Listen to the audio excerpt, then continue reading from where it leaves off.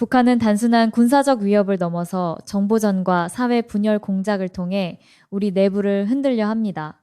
이 보이지 않는 전선에서 벌어지는 활동은 매우 치밀하고 다양합니다. 북한은 오랜 시간 대한민국 내부의 약점을 파고들어 국가 체제 안정성을 흔들려 했습니다. 그 목적은 대한민국 분열과 혼란 조장, 그리고 통일 문제에서 자신들에게 유리한 환경을 만드는 것입니다.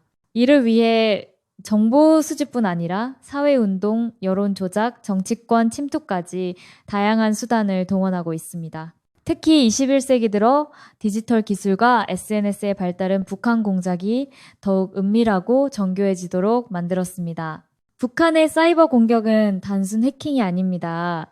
우리 사회 기반 시설, 군사 정치 기밀, 경제 정보까지 겨냥합니다. 국가기관과 기업, 연구소에 대한 해킹 시도는 빈번하며 개인정보 탈취와 핵심 정보 유출 피해도 큽니다. 정찰총국 산하 라자루스 그룹은 세계적으로 악명 높으며 대한민국 내 크고 작은 사이버 공격을 계속해 왔습니다. 이들은 악성 코드, 피싱, SNS 조작을 통해 국민 혼란을 유도합니다. 북한은 단순한 사이버 공격을 넘어서 우리 사회 내 친북 성향 단체를 통해 시위를 조직하고 여론을 조작합니다. 이들 단체는 표면적으로 인권, 노동, 평화 등의 명분을 내세우지만 실상은 북한 지령을 수행하는 공작 조직인 경우가 많습니다. 과거 민주노총과 일부 시민단체를 통해 북한 지령이 전달되어 대규모 반정부 시위와 사회 혼란이 발생한 사례가 있습니다. 시위는 정부 정책을 흔들고 국민 분열을 유도하는 데 목적이 있으며 때로는 폭력 시위나 과격 행동이 북한 공작원들의 개입하에 조장되기도 합니다. 북한 공작은 사회단체에 그치지 않고 정치권에도 침투해 왔습니다.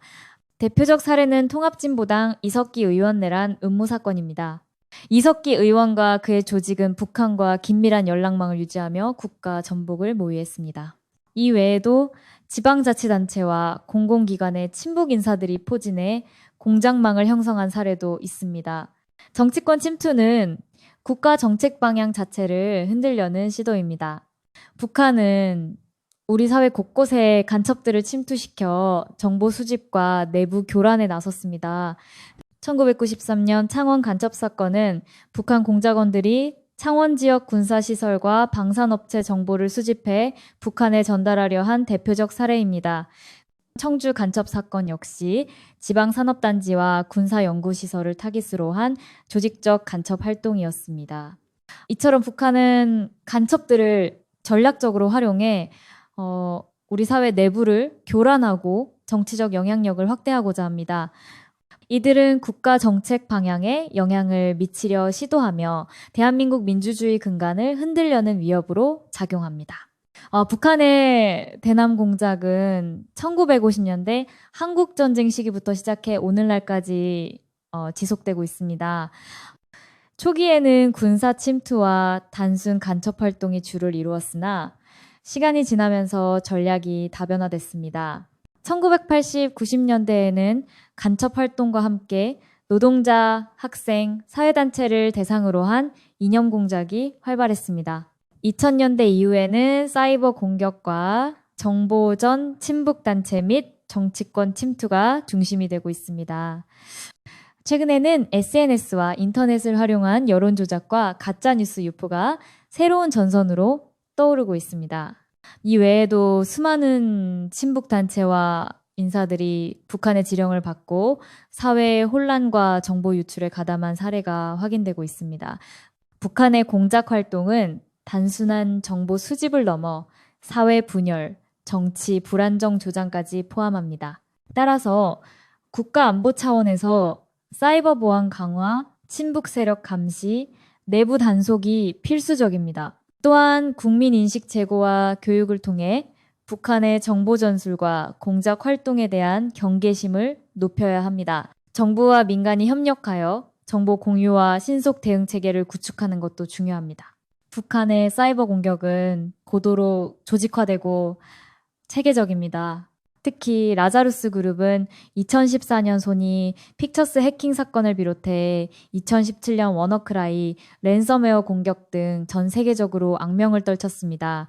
대한민국 내에서는 정부 기관, 금융사, 언론사 등을 목표로 한 해킹 시도가 빈번하며 주요 정보 탈취 및 시스템 마비를 노립니다. 사이버 공격은 국가 안보뿐 아니라 경제에도 심각한 피해를 초래할 수 있어 대응과 예방이 매우 중요합니다. 북한은 국내 친북 성향 단체를 활용해 사회 불안을 조장합니다. 통합진보당 이석기 의원은 북한과 연계된 내란 음모 사건으로 2013년 구속되었습니다. 이 사건은 북한 공작이 단순한 정보 수집을 넘어 권력 심장부까지 침투했음을 보여주는 중요한 사례입니다.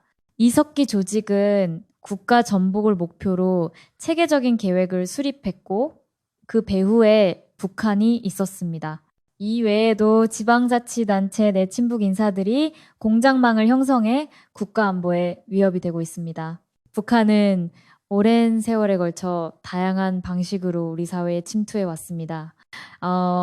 사이버 공격, 친북 단체를 통한 시위 조작, 정치권 침투 등 그 방법은 점점 고도화되고 있습니다. 이러한 공작은 단순한 적대 행위가 아니라 대한민국 체제 자체를 흔들려는 전략적 공격입니다.